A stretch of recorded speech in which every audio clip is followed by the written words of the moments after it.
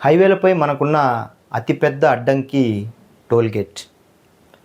టోల్గేట్లో చాంతాడంత queue నుంచి తప్పించుకొని ఫాస్ట్యాగ్ రూపంలో త్వరగా క్లియరెన్స్ వస్తున్న నేపథ్యంలో గతంలో టోల్గేట్ల వద్ద క్యాష్ చెల్లిస్తూ కిలోమీటర్ల పొడవు ఉండే ఆ యొక్క నరకయాతన నుంచి ఫాస్ట్యాగ్ రూపంలో త్వరగా చెల్లింపులు జరుగుతున్న నేపథ్యంలో దాన్ని మరింతగా త్వరగా చేసేందుకు కేంద్ర ప్రభుత్వము చర్యలు తీసుకుంటుంది.